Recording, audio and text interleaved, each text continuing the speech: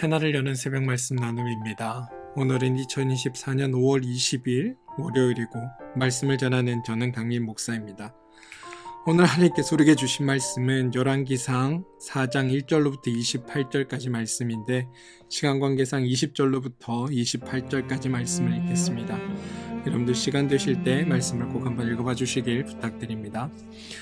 유다와 이스라엘의 인구가 바닷가에 모래같이 많게 되매 먹고 마시며 즐거워하였으며 솔로몬이 그 강에서부터 블레셋 사람의 땅에 이르기까지와 애굽 지경에 미치기까지의 모든 나라를 다스림으로 솔로몬이 사는 동안에 그 나라들이 조공을 바쳐 섬겼더라. 솔로몬의 하루의 음식물은 가는 밀가루 30고루요 굵은 밀가루가 60고루요 살찐 소가 10마리요 초장의 소가 20마리요 양이 100마리이며 그 외에 숫사슴과 노루와 안사슴과 살찐 새들이 있더라. 솔로몬이 그 강 건너편의 딥사에서부터 가사까지 모두 그 강 건너편의 왕을 모두 다스림으로 그가 사방에 둘린 민족과 평화를 누렸으니 솔로몬이 사는 동안에 유다와 이스라엘이 단에서부터 부엘세바 이르기까지 각기 포도나무 아래와 무화과나무 아래에서 평안히 살았더라. 솔로몬의 병거의 말 외양간이 4만이요 마병이 12,000명이며 그 지방 관장들은 각각 자기가 맡은 달에 솔로몬 왕과 왕의 상에 참여하는 모든 자를 위하여 먹을 것을 공급하여 부족함이 없게 하였으며 또 그들이 각기 직무를 따라 말과 준마에게 먹을 보리와 꼴을 그 말들이 있는 곳으로 가져왔더라. 열왕기상 4장 1절로부터 28절, 그 중에서도 20절로부터 28절 말씀을 함께 읽었습니다. 열왕기상 1장에는 다윗을 이어 이스라엘의 왕이 될 사람을 선택하는 장면이 기록되어 있는데 그동안 하나님이 이스라엘의 지도자를 세우는 과정과는 아주 다르게 하나님은 등장하지 않고 오직 다윗이 자신의 기준에 근거하여 선택하여 왕을 세우는 모습이 소개되었습니다. 2장에서는 선대왕 다윗과 후계자 솔로몬이 왕권의 안정을 위해 자신들이 지혜롭다고 생각하는 대로 조치를 취하는 모습이 소개됩니다. 또한 3장에서는 왕위에 오른 솔로몬이 최초로 행한 조치가 애굽과 동맹을 맺는 것이고 왕권을 가시하기 위해 건축 공사를 시작하고 또한 제사를 통해 자신의 위엄을 자랑하는 모습이 소개되었습니다. 다윗과 솔로몬의 계획한 대로 모든 것이 진행되었고 그 결과 솔로몬의 나라가 솔로몬의 선에 경고하여졌다라고 성경은 우리에게 소개합니다. 3장 중간 잠깐 하나님이 꿈에 나타나셨다는 이야기가 언급되고 이어 4장에는 솔로몬이 행한 행적이 등장합니다. 지금 여러분, 열왕기상은 다윗 왕이 지혜로운 아들로 인정하여 뽑은 솔로몬이 과연 지혜롭게 행동하고 그 지혜의 결과로 나라가 강성해가는 모습을 보여주고 있습니다.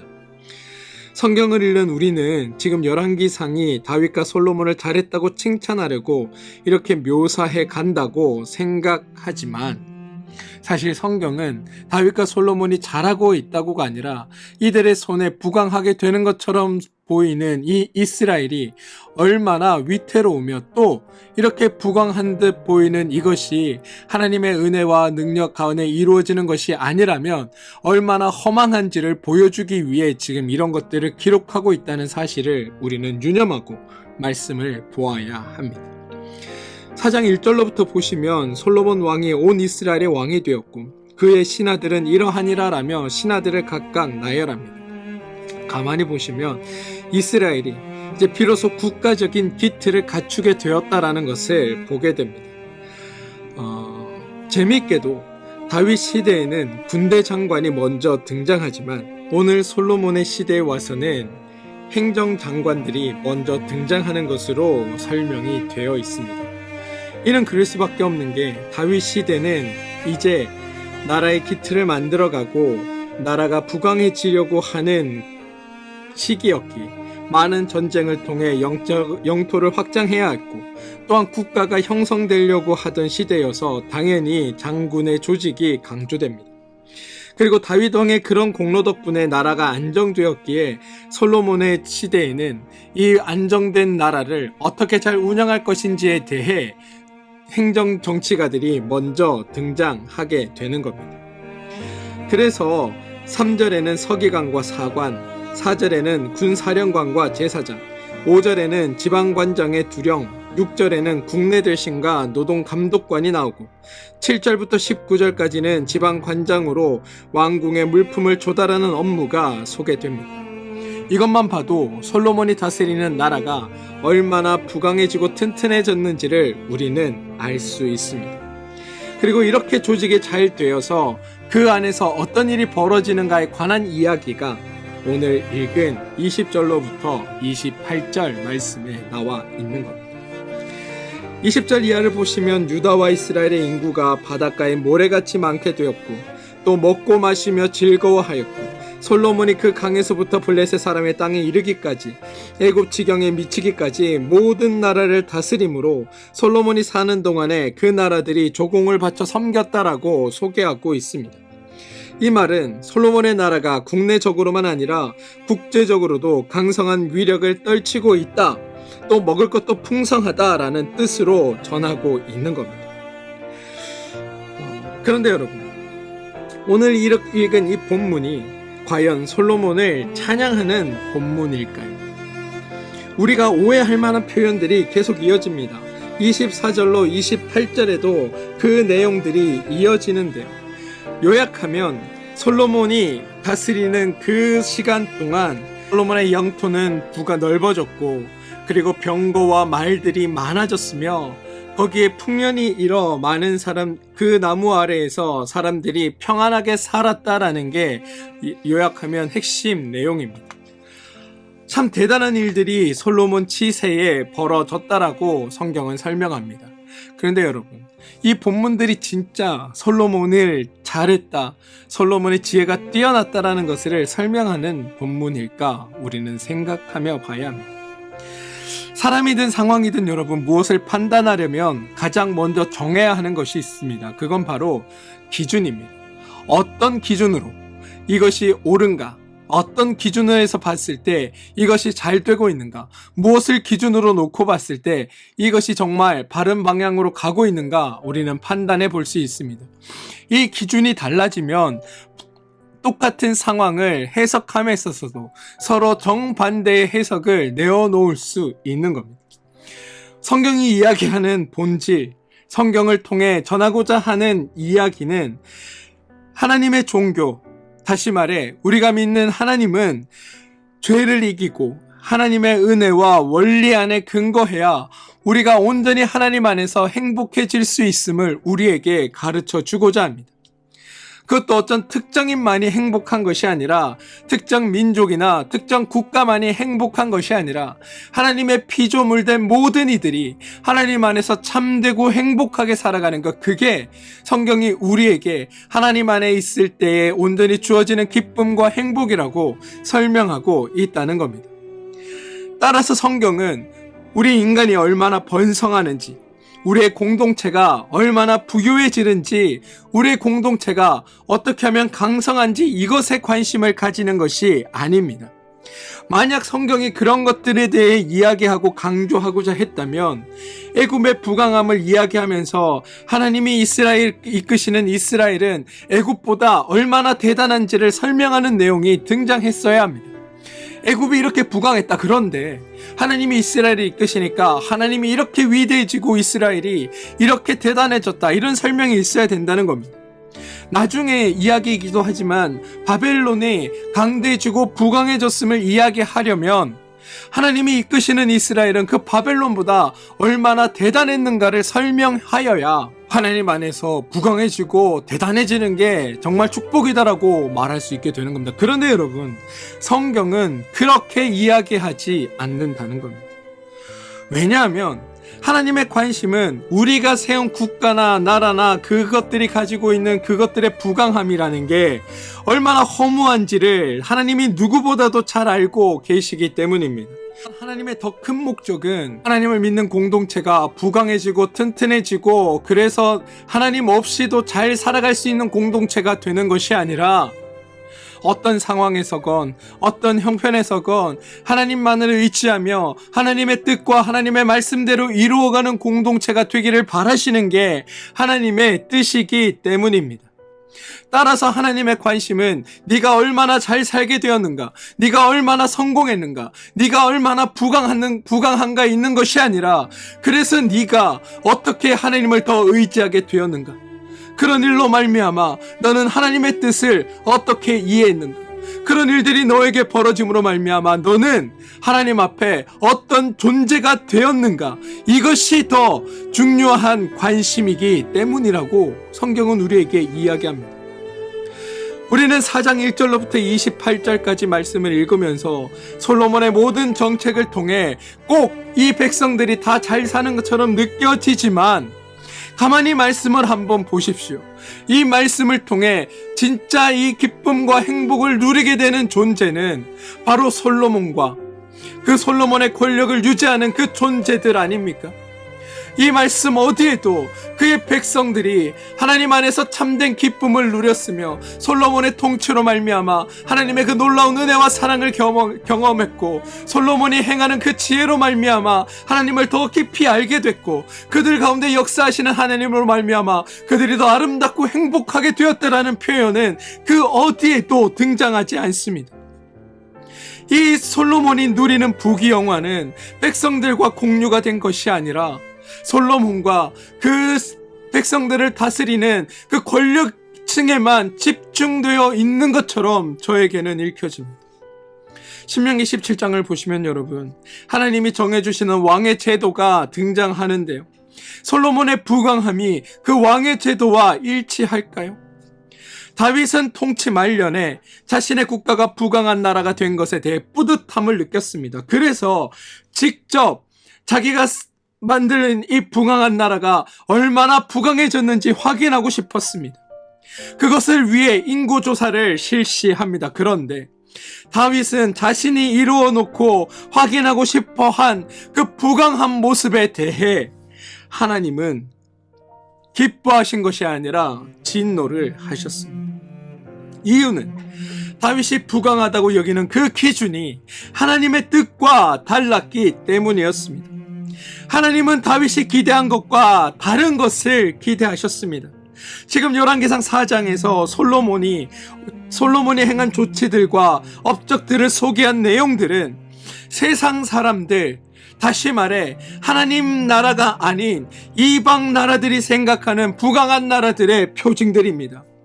그런데 성경은 이것을 강조하려 한 것이 아닙니다. 만약 성경이 이것을 강조하려고 했다면 앞서도 말씀드렸다시피 진작에 애굽을 칭찬했어야 합니다. 애굽은 훨씬 이전에 더 크고 강대하고 강성한 문화적 나라를 건설하였기 때문입니다. 또 장차 아수르, 바벨론, 페르시아도 칭찬해야 합니다.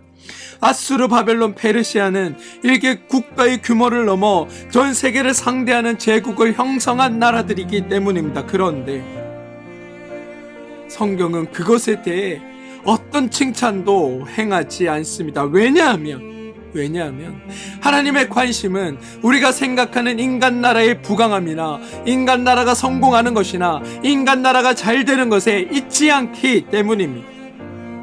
안타깝게도 여러분, 솔로몬은 하나님으로 말미암아 행복한 나라를 만들어낸 것이 아니라 자신의 지혜로 하나님 없어도 되는 나라를 만들어낸 겁니다.